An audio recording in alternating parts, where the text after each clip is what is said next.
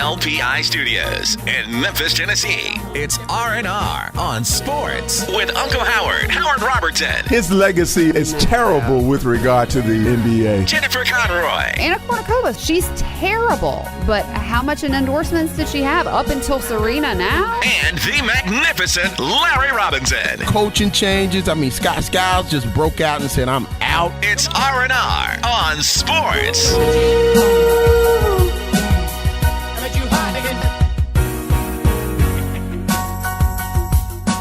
Hello and welcome to a little R&R on Sports. I'm Howard Robertson. And I am Jennifer Conroy. And I am the fantastic, the amazing Larry Robinson. What's up, America? How you doing today? That was the first this time weekend. For that, I know. That was the shortest. That was a little high, though. That was as ugly as the thing that Mark Gasol did. I think he sounded like he got caught in a zipper, though. Yeah. Oh, man. How y'all doing? How y'all doing? Fall weekend. It is 80 degrees. Weekend before Thanksgiving. Yeah. This is. You gonna eat plenty of turkey? This is right. Yeah, I eat a little bit. I do not feel good being stuffed, so I just try to take it easy. Eat a little bit of leftovers. Eat a little of everything. Yeah. There you go, and do all the leftovers. Yeah. And then by the next week, you kind of like tired of the Do you know how miserable it is to be laying up there like turkey a sandwiches, blimp? turkey pasta, turkey. That's terrible. That is terrible. So much good stuff happening. Look, let's talk about NFL. Football Here season, baby. is where I am. I think the Cowboys at 8-1 and the Patriots at 7-2 at this point are on a collision course for the Super Bowl. I think that Seattle's going to be back in the Super Bowl. You think Seattle's going to be back in the Super Bowl? Seattle's going to be back in the Super Bowl. Really? I don't think so. I don't either. I think there are three levels. I think there are three levels in the NFL right now. Okay, so where you got my Raiders? Where you got my Raiders? At the second level. Oh, Don't poor be little happy. Raiders. You have the elite level. The people Elite that are level. playing Who's ball elite like the Patriots, which I hate, but that's okay. And the Cowboys. Well, they are playing. They are playing. They just got smacked by Seattle. Who did? The Patriots, yeah, but I think overall they're playing a higher level of ball. I agree. And then, so I think you got those two. I think you've got on the second level, you got like Oakland, your Raiders, you got KC, you got Denver, you got Seattle. And then the third level, you got everybody else. Okay. And they playing. Well, speaking of first level, I am going to say this right now. We might have the first rookie MVP since Jim Brown. But do you give it to Dak or do you give it to Ezekiel? That's a tough one. Or do you give them one and one? But I like the fact thinking what about a question, Zach, yeah. With all the, I like the idea of Dak being the MVP because number one, he came in with so much pressure, being replacing Tony Romo, and he's just so unheralded, and he's played at such a high level. I mean, since the DUI when he was leaving college, it hurt him and made him drop in the draft. But he is coming to the NFL. Okay, really now, latest news break.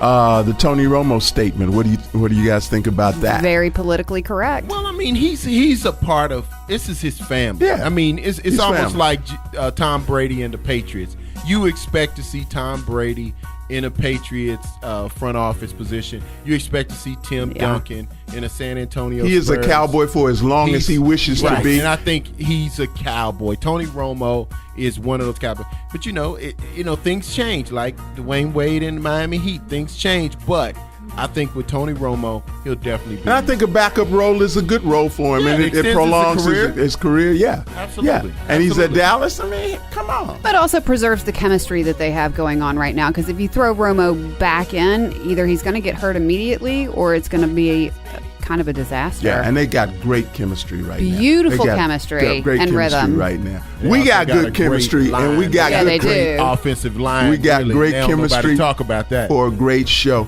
We are going to come back on the other side of this with some more talk for you. But in the meantime, you get the LMAO.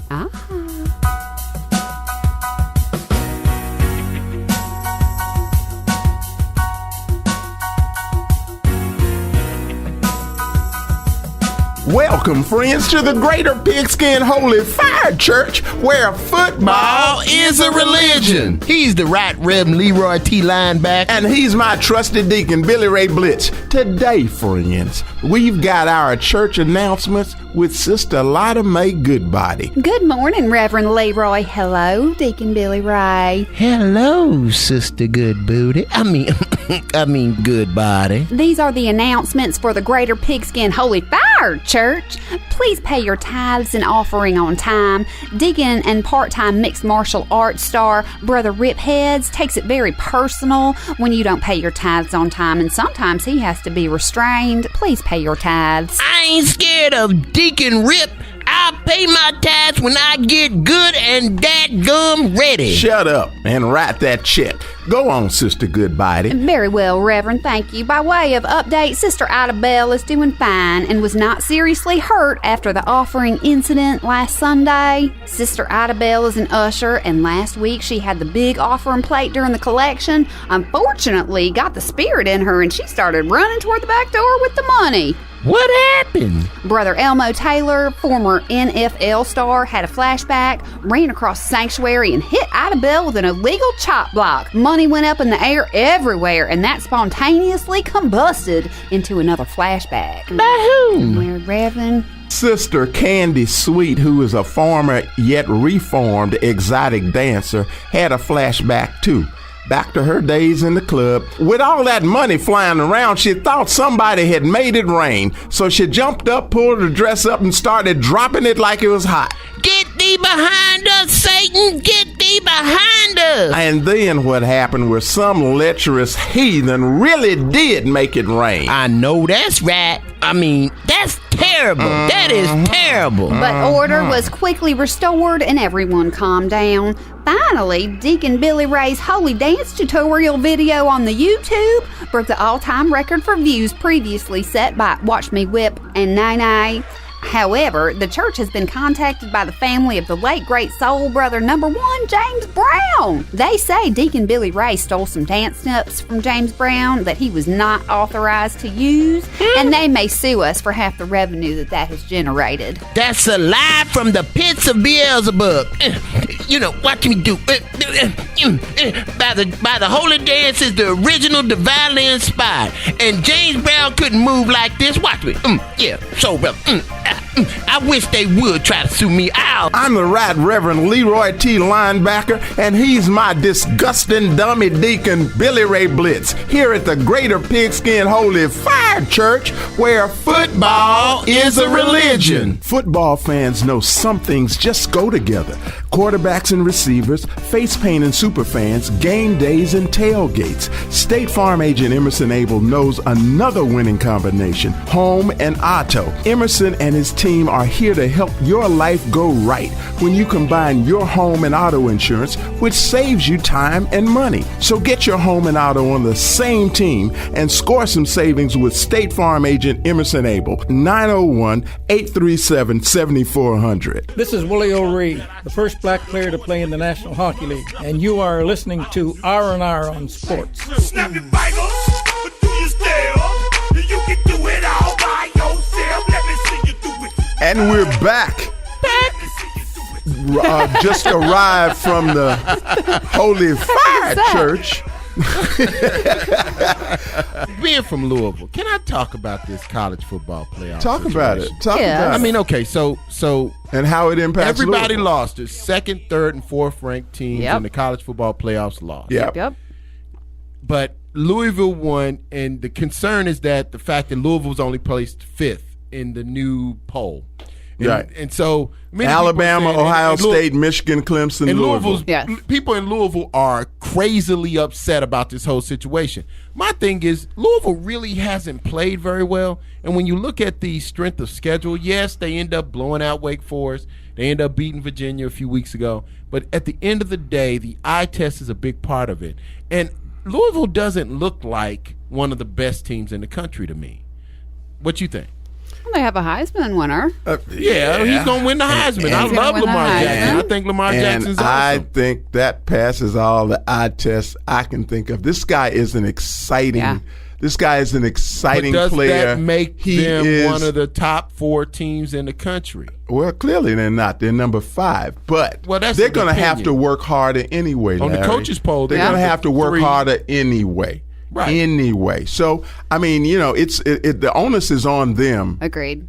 But I also think that Jackson has one of the games that will translate very well into the NFL fairly immediately, which is unusual. All that running, I don't agree with that. All that running, bro, he'll get broke up. And he's going to have to bulk up a little bit. He have to bulk up a little bit. Yeah, he got to start looking like a number 2 pencil. I think he's got good smarts, too. Yeah. But he's got a great arm. Like a toothpick. He's going to have to take care of himself. You can't take all of that up to the NFL. I mean, speed counts. Yeah, speed counts, but I mean, it's got to be controlled. Absolutely, you can't run with the kind of abandon that he's. You can if you don't want to get hit.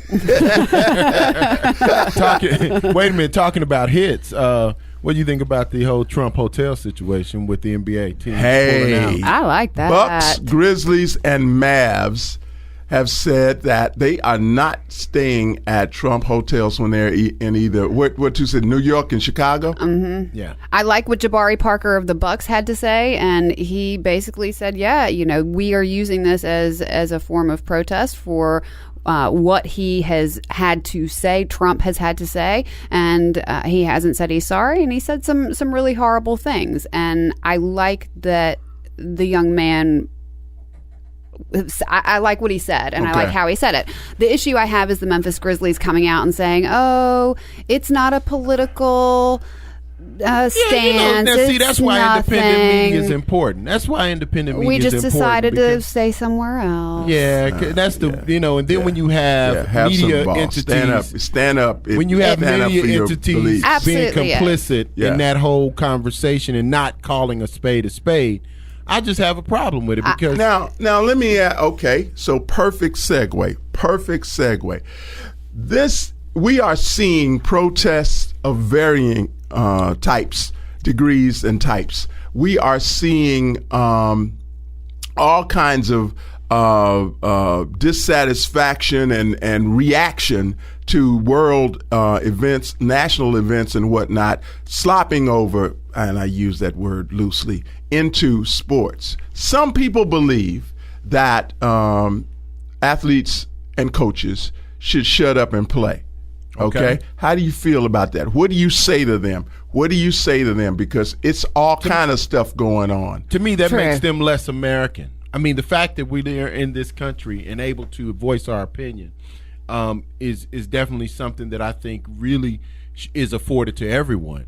And what I love is that when a Popovich comes out and let his feelings be known, that he's disgusted with the fact that, you're allowing a president to have done things that we wouldn't have allowed our children to do and that we would have been upset about. I think that's important, and I think that's impactful, and I think for someone of his stature to make these comments, absolutely. We've also heard them from Steve Kerr and Stan Van Gundy as well. Absolutely. And then you got this situation with Jackson, Phil Jackson, and him making a comment about LeBron James and his team of advisors and friends from childhood, also known as a what? A posse. Posse is a whole Broadway. Phil Jackson should have known better than to grab LeBron. But you know what? It lets me know who Phil Jackson is.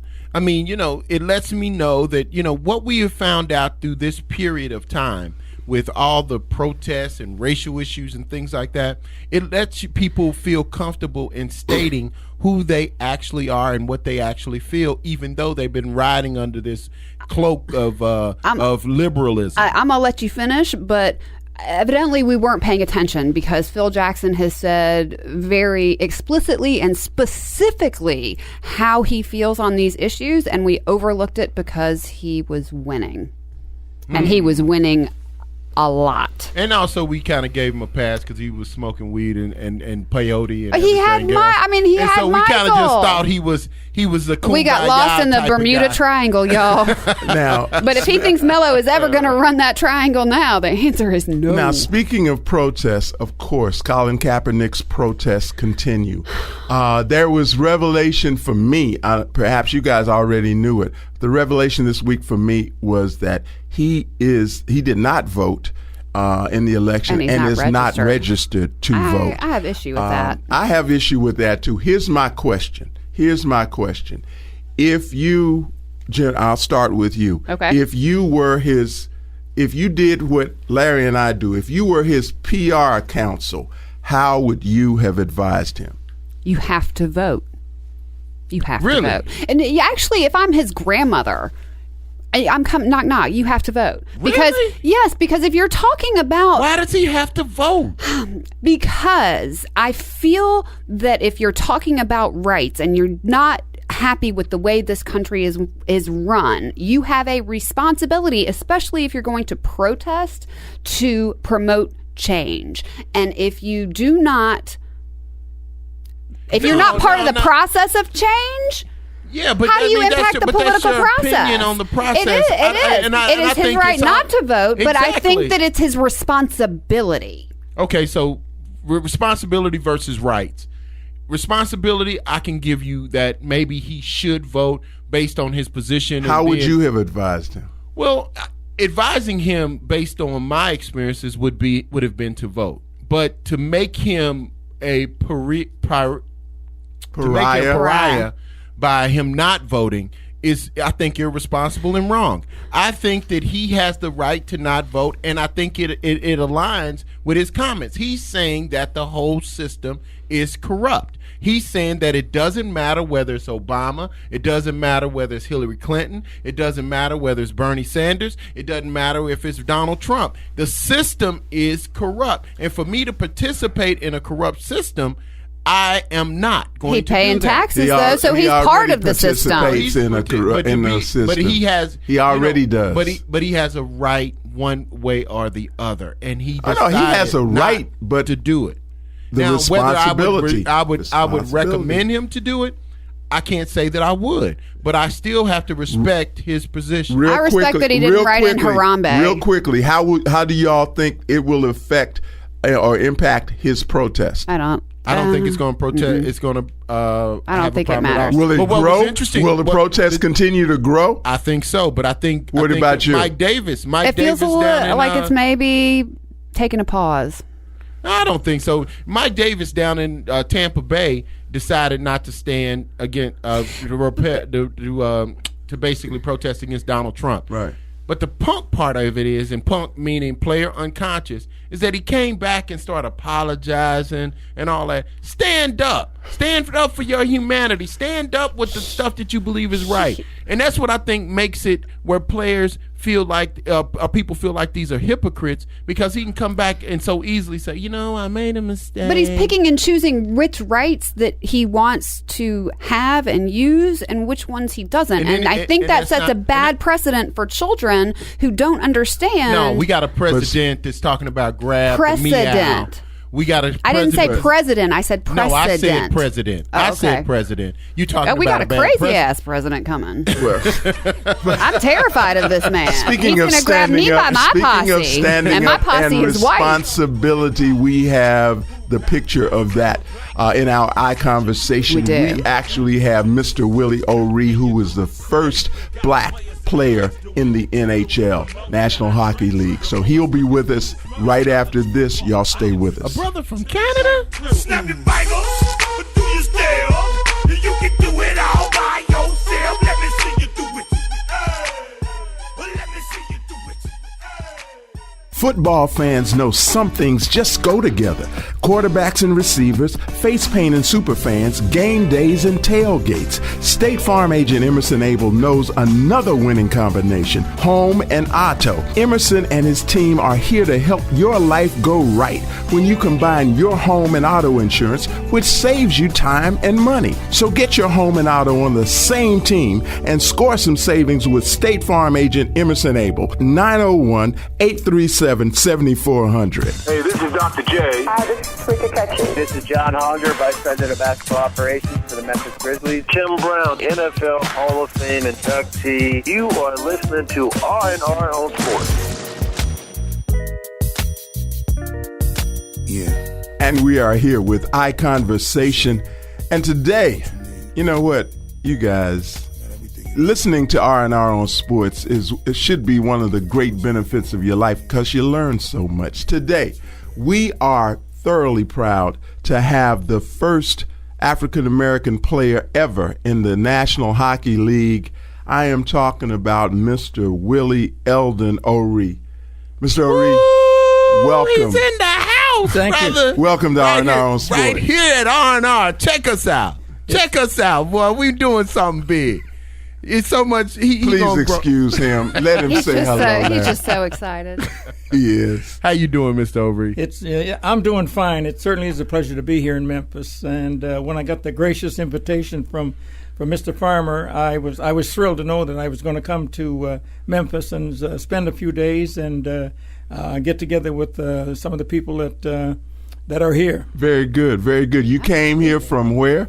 I live in San Diego. I just flew in this afternoon. Okay. And he said he's moving back. He's moving back to Canada. And he's taking me with him. The recent occurrence wouldn't have anything to do with that, would it? Well, It's not scary at all.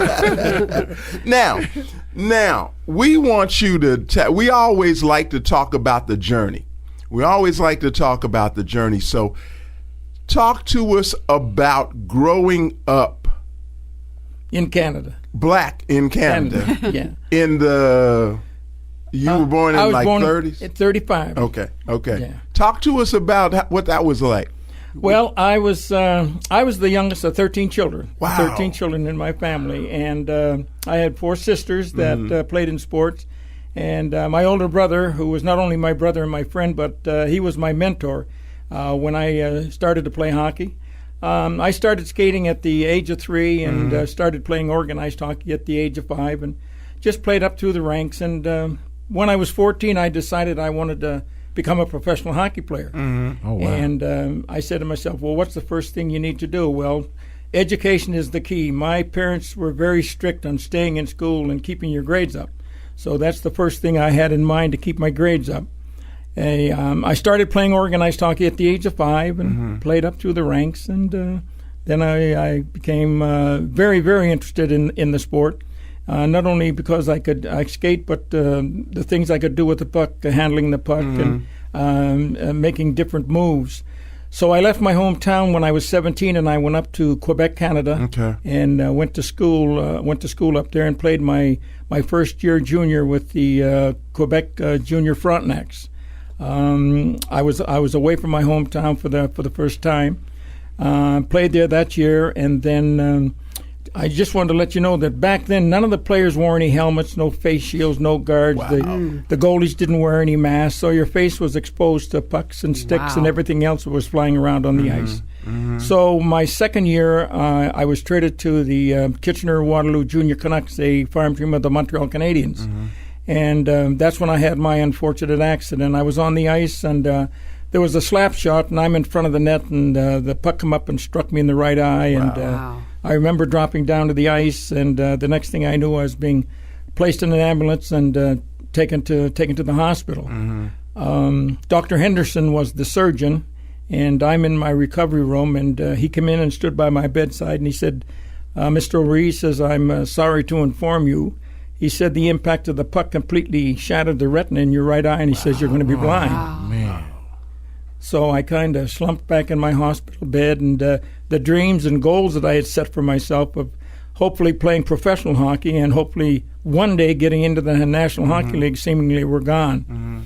So I laid in my hospital bed, and I was just a lot of things going through my mind. And so I got out of the hospital, and I was back on the ice within the next 10 days, skating and practicing. Now, being a left-hand shot and playing left wing, to compensate, I had to turn my head all the way around to the right to pick the puck up with my left eye, because I couldn't see out of my right eye. And I was overskating the puck and missing the net, and I said, Willie, what's wrong? So I said, forget about what you can't see and concentrate on what you can see. So my game started to pick up. We started to win some games, and now the season's over. Now I either have to turn professional or play amateur. And I kept my fingers crossed that I'd be contacted by a professional club. Hold on, Mr. O'Ree. Listen, this is R&R on Sports, and we are speaking with the great, you didn't hear me well, the great Willie O'Ree, first brother to put on some skates and a helmet and a hockey stick in the NHL. Thank you. Go ahead. I needed that. But anyway, so I got out of the hospital and started back skating, and the only difference I felt about myself, I just couldn't see it in my right eye.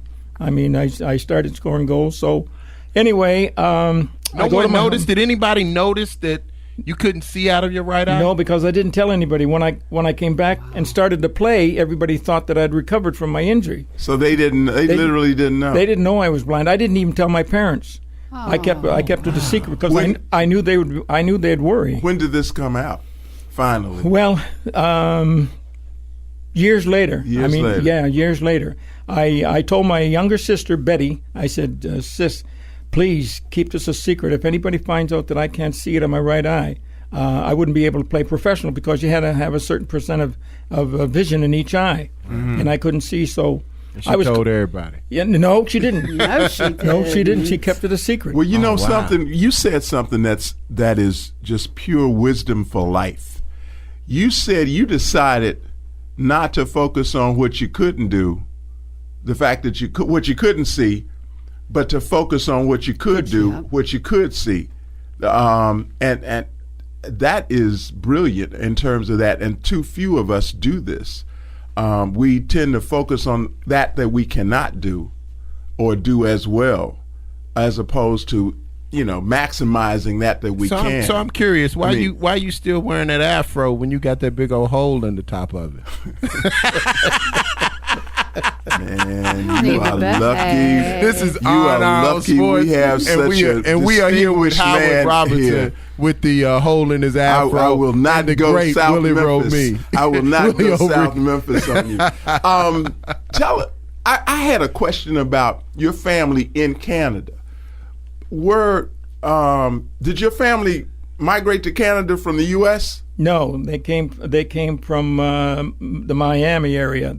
My parents were born in Canada, but my grandparents came through the Underground Railroad up into Nova Scotia and then up into New Brunswick. Yeah. That's how they got there. Yeah. That's how you guys got there. Yeah.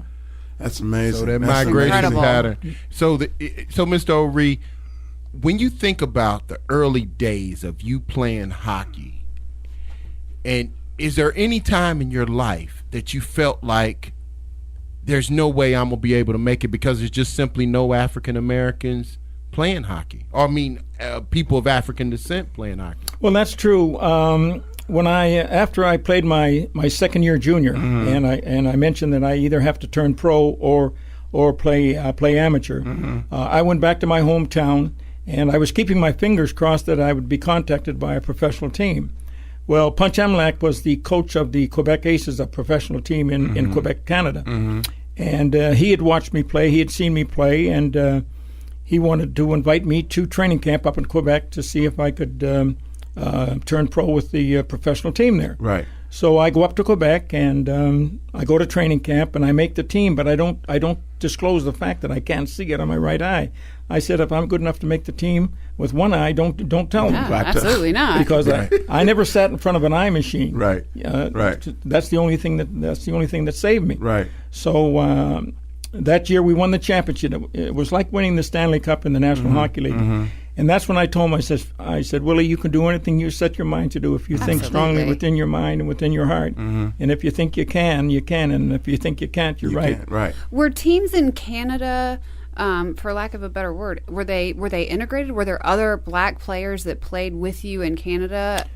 Yeah, the first year I turned pro, I had the pleasure of playing with another black player from Truro, Nova Scotia, Stan Maxwell. In fact, we played together for 8 years. We went to the Bruins training camp together in 1957 and 58. And Stan was just a great hockey player. Probably could have made the National Hockey League. But when I went to their training camp and for the 2 seasons, and then when they called me up on January the 18th, 1958 in Montreal, that's when I stepped on the ice and became the first black player to play in the National Hockey League. That's fantastic. With your family history and your grandparents coming through the Underground Railroad system and into Canada, when you were prepared to come into the United States and play with the NHL, and you knew that's where you were going, did your family have fear, or did your family give you advice on what to expect and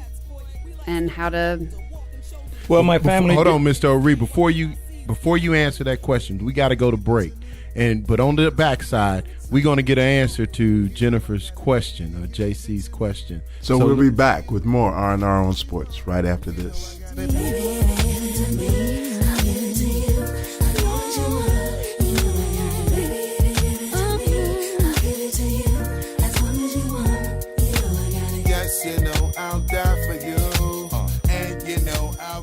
Rolling down the street with my radio on, listen to Funky Politics. The mayor of the city of Memphis, Mayor Jim Strickland. How are you, sir? Fantastic. Thanks for having me. Laid back with my mind on my money and my money on my mind. Dr. Sharon Griffith. Hey, Doc, how are you? Good afternoon. What you say, Grandpa? Did he call me Grandpa? We keep it real, we keep it right, and we keep it funky. Funky Politics, part of the Katsukian Network. Hello, I'm Howard Robertson. J to the C. And I am the magnificent, the amazing, the phenomenal Larry Robertson. All right here on R&R on Sports, on the Sports Byline Network, every Saturday morning.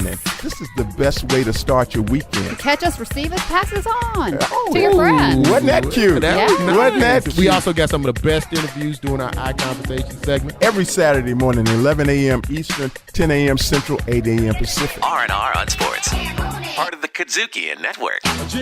Football fans know some things just go together. Quarterbacks and receivers, face paint and super fans, game days and tailgates. State Farm agent Emerson Abel knows another winning combination, home and auto. Emerson and his team are here to help your life go right when you combine your home and auto insurance, which saves you time and money. So get your home and auto on the same team and score some savings with State Farm agent Emerson Abel, 901-837-7400. This is Willie O'Ree, the first black player to play in the National Hockey League, and you are listening to R&R on Sports.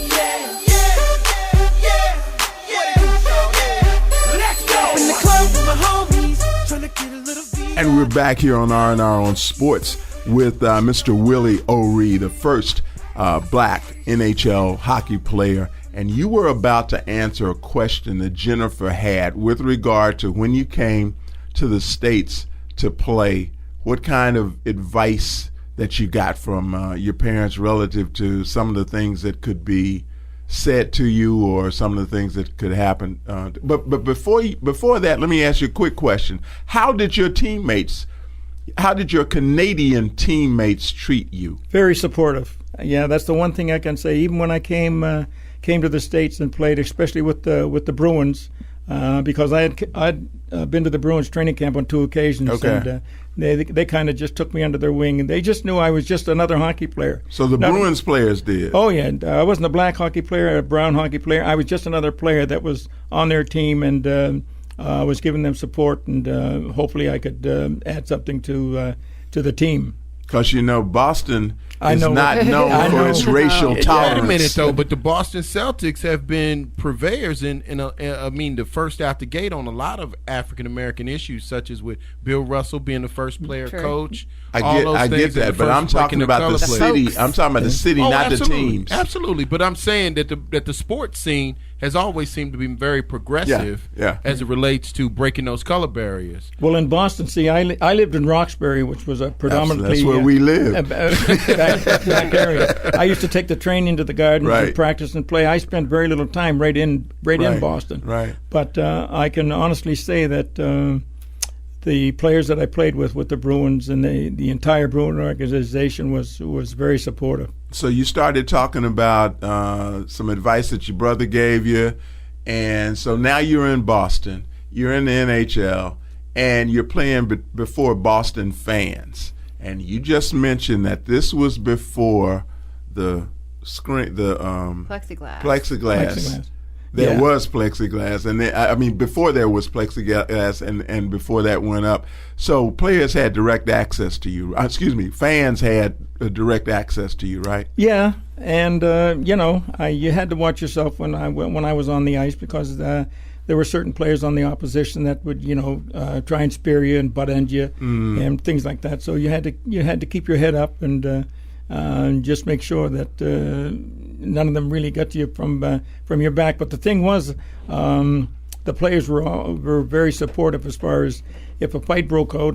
I always knew that I was covered from the back. Okay. There were players there that would be there for me. And you mentioned some of the fans tried to spit on you. Oh yeah, they'd spit on you in the penalty box. They'd walk by and things, and this call you names and there was racial slurs and racial remarks, but I just let one in one ear and out the other. I just said, if they can't accept me for the individual that I am, because at the time I had the skills and the ability to play in the league, and even today I've been retired from professional hockey since 1980, but I still get jeers and on the streets and remarks.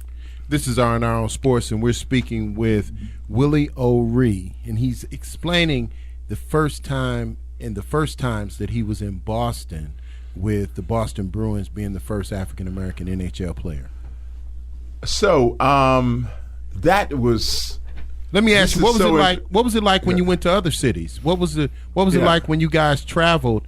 Did you have to stay in the other hotels and things like that typically Jackie Robinson and those guys talk about? No, I stayed in the hotel with the other players. In the U.S.? Yeah. Wow. But on the ice, there were certain incidents that happened, and but you didn't come down south though.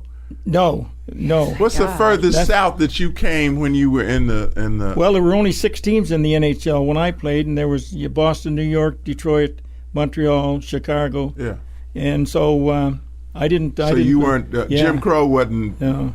See, Jackie Robinson, he played most of his baseball in the south. I played most of my hockey in the north. Interesting. So is there any we event, didn't learn how to play hockey in the South until fairly recently. Is there an event that stands out to you as it relates to the challenges you went through as the first African American hockey player? Yeah, there's a first black hockey player. there's a program each year that it started in Buffalo, and then they shifted it, and it's called the Willie O'Ree Skills Weekend, and we select a number of boys and girls from our programs and bring them into Philadelphia. This is where the Willie O'Ree Skills Weekend.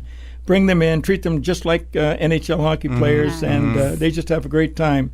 There's skills competition, and at the wind-up, there's a game, and it's in my honor of breaking the color barrier back in 1958. And NHL players now, before seasons start, go through diversity seminars before the season? Well, they wouldn't go through diversity programs, but a lot of them are connected with our programs and come out and talk to the boys and girls, and it's because these kids look up to these players, especially the black players that are playing in the league, and they really it really means something to these kids when they have a chance to even just talk to these or have a picture taken with these. I'm smiling because for somebody that didn't have a helmet or a mask on, you must have came out of your fights very, very well. I was wondering if you took you some look boxing like classes you a or retired. You look like you a retired actor instead of a hockey player that was in fights on the ice with Harry Belafonte's little brother. Yeah, I'm telling Harry you. Belafonte's little He brother looks in good. here, man. I mean, so you didn't. For the fans. For the audience, our audience, you didn't have helmets. This is pre-helmet and pre-mask. None of that. You guys were just, as we call, raw dog. Yeah. You were out there. That was it. And I even today I can't imagine what would happen if I had been hitting the other eye. My career would have been over. But was it a gentleman's honor or something that you guys would drop the sticks And knuckle just up. was that it? Yeah, they just drop the gloves and sticks. Drop the gloves and sticks. Yeah, and then go at it. And then go to it. Wow, this is R&R on Sports, and we're speaking with the great Willie O'Ree, first African-American player in the NHL. Mr. O'Ree, you're now leading up the Cause Marketing Initiative for the NHL. What actually does that mean, and what are the things that the NHL is doing now to make it more diverse? Because you're here in Memphis with a visit, so I would love to hear more about some of the work you're doing. Well, my actual position is the director of Cause Marketing, which is hockey, which is based. Hockey is for everyone, and we have about 50 programs throughout North America, from inner city kids that are playing on teams. And my duties are to go around and do on and off ice clinics, personal appearance, autograph sessions, try and introduce more boys and girls to get into playing hockey. And I speak at schools, maybe 100 schools a year, boys and girls clubs, YWCA, juvenile detention facilities, anywhere where there's kids, so I can go and talk to them and let them know that there is another sport that they can play if they want to. Right. And we make it affordable for these kids to come out. And I can honestly say that all the clinics that I've conducted and through all the boys and girls that come, I've not had one boy or girl come up to me once I get them on the ice and say, Mr. Ree, I don't like this. I'm not coming back. Not one. Not one. I've not had one boy or girl. That's awesome. Because once you get them on the ice, 90% of it you got them. Yeah. You got them. You got them hooked. Let me ask you this. What contact and or relationships do you have with the plethora of black hockey players that there are out there now? Oh, I know. Professionals. Yeah, I know probably 90% of the black players that are playing out there. Okay. Yeah, and when I meet them, they say, Willie says, I just can't imagine what you had to go through to make it possible for me to play in the National Hockey League now, and that's nice to hear. That is nice to hear, and that gives me great hope, because I have not, millennials are accused a lot of times of not really appreciating those people and situations that came before them. Yeah. So I'm glad to hear that. I'm glad to hear that. I think it was the coach of our national team who, in reference to the protests that have been occurring with the national anthem, said that if any of his players decided to sit for the anthem, that's where they would remain the rest of the game.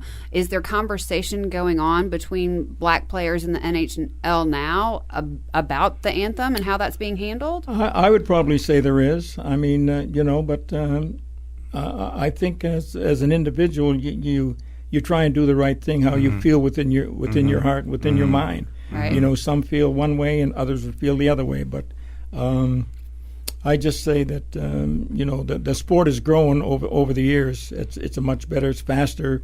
Players are bigger, stronger, better conditioned. The equipment's much better, better protection for you. So everything is working in the right direction, and there's going to be probably another couple of NHL teams coming in into the league here with probably in the next 2 or 3 years. What was the compensation like back then, and what was your other job? We understand. What is compensation? Is that pay? That's pay. That otherwise known as pay. Pay. And what else did you do? Because we have talked to everybody from Hank Aaron to Jim Brown and whatnot, and they all, even when they played, had other gigs. So what, 2 questions. I mean, what kind of money when you started back then, and what else did you do? Well, the 2 years I played junior before I stepped into pro, the basic salary back then was $60 a week. I stayed in a hotel. All the players stayed in a hotel, and your room and board was taken care of. Okay. So you'd get your pay, and then what I would do is I'd keep a little and send the rest back to my family. Yeah. When I turned pro, my my signing contract was $3,500, and I got $500 for signing. Mm-hmm. So that was my basic salary for 6 months back in '56. But then I had an off season job. I played baseball and and worked out at a gym. Mm-hmm. You played baseball professionally? I played baseball Triple A. Okay. And I had a chance to go down to the Milwaukee Braves minor league operations in 1956. Awesome. But and then salary. First year, $3,500, $500 for signing. Okay. When I went up with the Bruins, I made $6,000. And as I said, this is back in 1958. Right. But I played pro for 21. When you could get a house for 10. Yeah. Yeah. But the most money I made playing professional hockey was $17,500, and I made that in San Diego. Wow. The last year I played. Wow. That is amazing. This is fantastic. Unbelievable, man. Fantastic. It's mind-boggling. I stay close in contact with a lot of them. Jerome McGinley, I've been to his hockey school in Calgary when he was playing in Calgary, and Wayne Simmons, who's with Philadelphia, and a lot of them that I really enjoy watching them play, and they just didn't have the opportunity to see me play, but they all say the same thing. I can't imagine what you had to go through. Have things gotten better? Oh yeah, things have gotten better. Yeah, getting better. Career. There's still racism, but horrible. You got to just work at it. That's the only thing. Just have to work at it. Yeah. And, we've been looking at the University of Wisconsin, and some of their players are being very vocal right now about racist fan treatment. Oh yeah, well it's happening in these little the little leagues, and these kids are playing that 10, 11, 12-year-old kids are coming off the ice crying because players have made racial slurs and remarks towards them, and it's just terrible. It really is. And that we in this day and I have a granddaughter, and I found myself becoming ultra enraged by the notion that she have to deal with some of the exact same things, and that her mom and dad and me and her grandmother are going to have to sit down and have a talk with her. Right. Amazingly similar. Yeah. Yeah, I get phone calls from parents. Identical to what they had to do with us coming up, and this is third generation. Yeah, I get phone calls from parents. Said Mr. O'Ree said, my 11-year-old son is playing hockey, and he's had racial remarks and slurs, and I just call him on the phone and just tell him, you just have to overlook that. You have to just let it go in one ear and out the other. How amazing! I know it's hard. That? It is hard for some of these kids. I mean, I know it was it was difficult for me at the first, but I just told myself I know the type of hockey player I am, and I know what I can give to the team, and just overlook the color of your skin. As Martin Luther King, said, don't judge a person by the color of their skin, but content of their character. Yeah, and it's true. Was your brother allowed to be with you? He went. He came to some of the games. Yeah, when I first played in Montreal, my first game. Yeah, my brother and my mom and dad came up, and some of my close friends drove up. It was about 400 miles from my hometown, and then how many of your 13 siblings, 12 siblings are still? Two.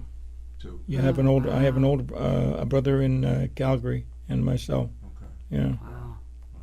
Awesome. But my older brother, I think, I have to just thank him, and that he took the time because he knew the type of person I was. He knew the type of hockey player, and I played with him on 6 or 7 teams before I left home. Before I left my home at 17, and he just said, just concentrate on what you want to do and stay focused. And forget about the color of your skin if they can't accept you for who you are. It's an honor.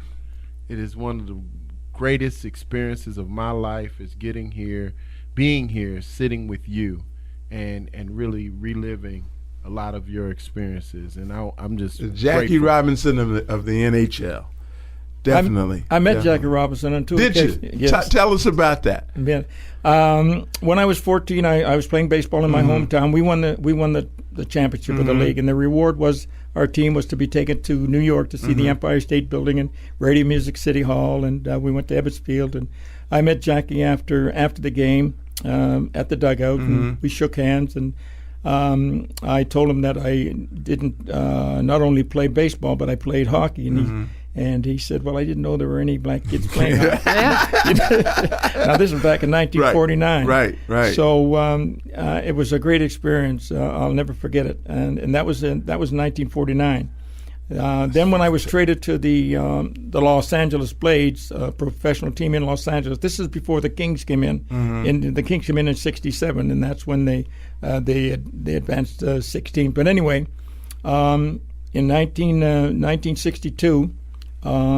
The NAACP in Los Angeles had a luncheon in Mr. Robinson's honor. Right. And I received an invitation through the hockey club.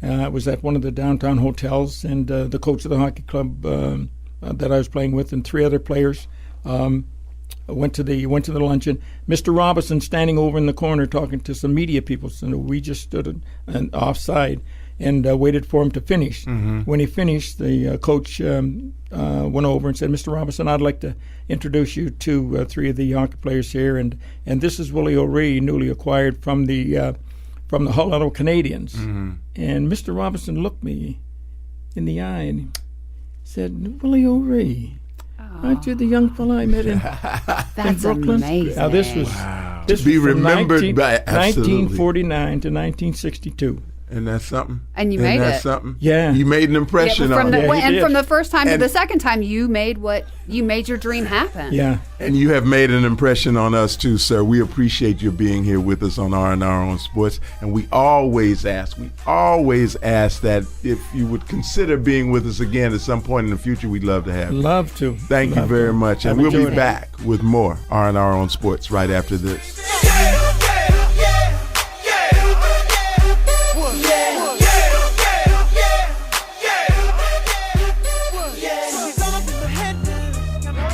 And now it is time to say goodbye to all our company. Sayonara. M-I-C-K-E-Y. Ciao. M-O-U-S-E. See ya. 5,000. But before we go, okay, speaking of hollering, who you want to holler at? I'm going to holler at Obama and Biden and the memes that have been provided since the election that have made me very happy. Have you seen them? I like it. You know what? I'd like Obama to participate in the mannequin challenge and just stay where he is. No. I want him to. Sick of the mannequin challenge. I know. That's why I said it. I'm so tired. Stop. We know you can stand still. But I want him to stand still in the White House for 4 more years. Just stay where he is. Okay, yeah, then that's a good mannequin right? challenge. I like that. Yeah, Absolutely. I can get down with that. Keep dreaming, baby. I know. I want to shout out LeBron James for donating the $2.5 million to the African American Museum by the Smithsonian for the Ali exhibit, and finding out that Michael Jordan had donated $5 million to the whole. I want to commend those guys for that. But the young man, LeBron James, now that's who I think is doing it the right way. I agree. I think he's doing it the right way too, and I really, really, really wish he and Colin would get together and talk. Colin's been talking to Carmelo Anthony. Good. I want him to talk to LeBron. Well, I think they all should get together and have a summit. I think that would be powerful. It would be I think huge. that would be powerful. And particularly if you're doing different things in acts of protest. I mean, because that has to be collaborative, and that has to be strategic. Agreed. And so I want them to get together on that. But with that, we've had a great show. Yes, sir. Y'all have a great weekend. Be sure to be with us next week, same place, same time. Share and Rate and subscribe. Subscribe and rate. Subscribe and share, I thought. Yeah, well, share. What is it? What is it, JC? What is it, JC? Sharing is caring. Sharing is caring. Yes. And remember, folks, do not grab anybody by the podcast. Bye, man. Don't grab anybody by the podcast. Y'all turn that mic Exactly. off. We're out. Y'all have a great week. Bye. Ciao. R&R on Sports is recorded live at LPI Studios in the heart of Memphis, Tennessee. Web designer Daniel Coates, executive producer Larry Robinson, written by Howard Robertson, and produced by Reggie Fine. R&R on Sports, part of the Pitsukian Network.